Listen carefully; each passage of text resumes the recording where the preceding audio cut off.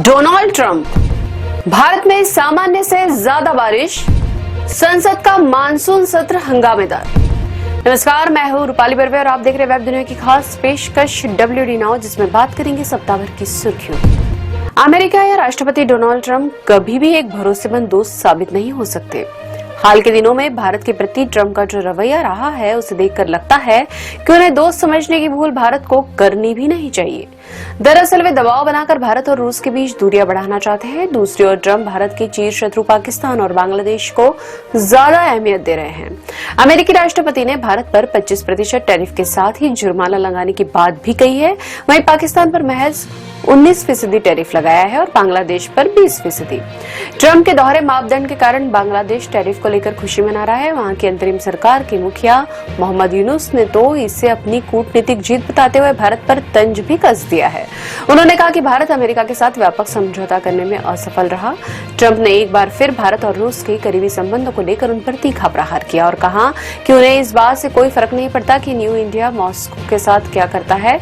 उन्होंने कहा कि भारत और रूस अपनी मृत अर्थव्यवस्थाओं को एक साथ गर्त में ले जा सकता है, उन्हें कोई फर्क नहीं पड़ता। भारत ने ट्रंप प्रशासन के कदम पर कोई सीधी और सार्वजनिक प्रतिक्रिया नहीं दी है, लेकिन संकेत दिए है कि वह राष्ट्रीय हितों से समझौता किए बगैर अमेरिका के साथ संवाद जारी रखेगा।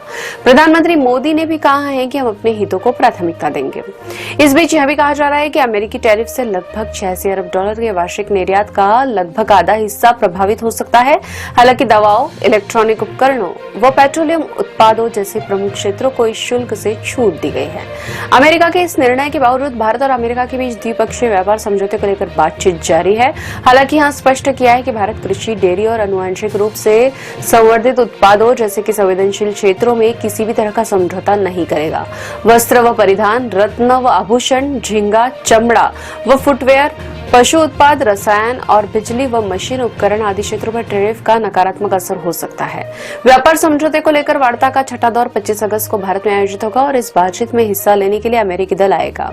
पूर्व अमेरिकी व्यापार उप प्रतिनिधि वेंडी कटलर ने कहा कि भारत पर 25% शुल्क लगाने से द्विपक्षीय व्यापार समझौते के भविष्य पर सवाल उठते हैं।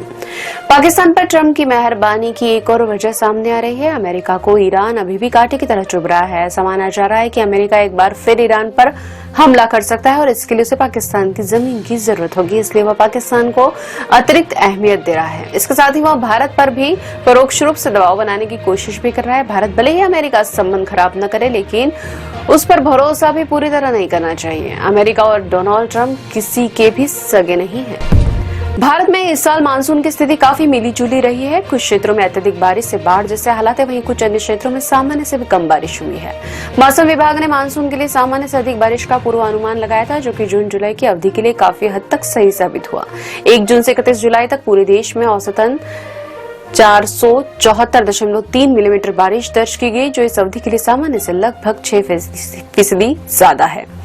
हिमाचल प्रदेश, उत्तराखंड, उत्तर प्रदेश, बिहार, राजस्थान, गुजरात और मध्य प्रदेश जैसे कई राज्यों में भारी बारिश हुई, जिससे कई जगह नदियां उफान पर है और कई स्थानों पर बाढ़ की स्थिति बनी हुई है। खासकर उत्तर भारत में स्थिति ज्यादा गंभीर है, जहां भूस्खलन और सड़कों के बंद होने जैसी समस्याएं हैं।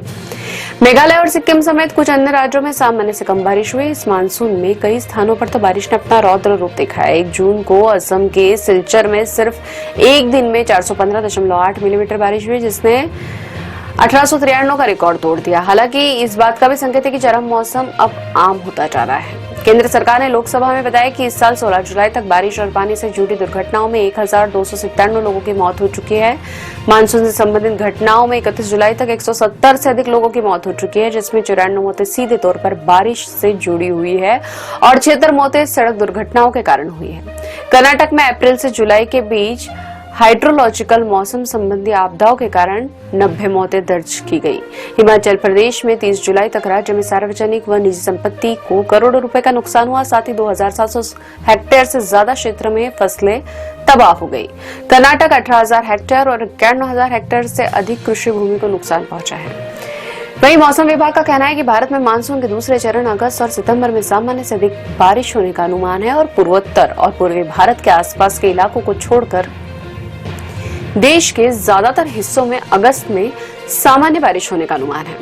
सितंबर में बारिश सामान्य से अधिक होने का अनुमान है। देश में मानसून के पहले चरण यानी कि जून और जुलाई में सामान्य से अधिक वर्षा हुई है। बारिश की तरह संसद का मानसून सत्र भी काफी हंगामेदार रहा। ऑपरेशन सिंदूर पर चर्चा के दौरान पक्ष और विपक्ष दोनों ने ही एक दूसरे पर खुलकर प्रहार किया। लोकसभा में सरकार की ओर से रक्षा मंत्री राजनाथ सिंह ने चर्चा की शुरुआत की, जबकि समापन प्रधानमंत्री नरेंद्र मोदी ने विपक्ष पर तीखे हमलों के साथ किया। राज्यसभा में चर्चा का जवाब गृह मंत्री अमित शाह ने दिया, लेकिन विपक्ष ने कहकर हंगामा किया कि जवाब प्रधानमंत्री को देना चाहिए। विपक्ष ने अमित शाह के भाषण का वॉकआउट भी किया। लोकसभा में नेता प्रतिपक्ष और कांग्रेस नेता राहुल गांधी का भाषण भी काफी चर्चा में रहा। उन्होंने ऑपरेशन सिंदूर के साथ ट्रम्प टैरिफ को लेकर सरकार को जमकर घेरा। बिहार में मतदाता सूची संशोधन यानी कि एसआईआर का विपक्षी दलों ने, विशेष रूप से इंडिया ब्लॉक के सांसदों ने विरोध किया। दरअसल बिहार में निर्वाचन आयोग की ओर से एसआईआर के तहत तैयार की गई मसौदा मतदाता सूची में 65 लाख से अधिक गणना प्रपत्र शामिल ही नहीं है, जिससे पंजीकृत मतदाताओं की कुल संख्या लगभग 7.9 करोड़ से घटकर 7.24 करोड़ रह गई है। पटना में कांग्रेस और राजद आदि पार्टियों ने मसौदा मतदाता सूची में साझा किया और विवरण पर असंतोष व्यक्त किया। ये दल आरोप लगा रहा है कि इस कवायद का मकसद राज्य विधानसभा चुनाव में सत्तारूढ़ एनडीए की मदद करना है। अब खबरें संक्षेप में।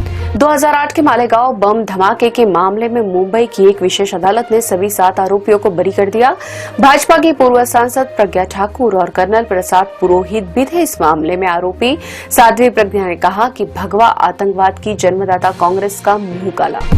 जम्मू कश्मीर में ऑपरेशन महादेव के दौरान सुरक्षा बलों ने 3 आतंकियों को मार गिराया। ये तीनों आतंकवादी पहलगाम आतंकी हमले में शामिल थे। पूर्व प्रधानमंत्री एचडी देवगौड़ा का पोता प्रज्वल रेवन्ना बलात्कार मामले में दोषी करार। जनता दल एस से सांसद भी रह चुका है प्रज्वल। छत्तीसगढ़ के सरगुजा जिले में हाथियों के हमले में 4 लोगों की मौत। कोरबा जिले में एक हाथी की करंट से गई जान। रूस के कामचटका प्रायद्वीप के पास 8.8 तीव्रता का एक शक्तिशाली भूकंप आया, जिसके बाद रूस, जापान और अमेरिका के कुछ हिस्सों में सुनामी की चेतावनी जारी की गई। यदि वेब दुनिया की खास पेशकश WD नाउ अगले सप्ताह की सुर्खियों के साथ फिर हाजिर होंगे। नमस्कार।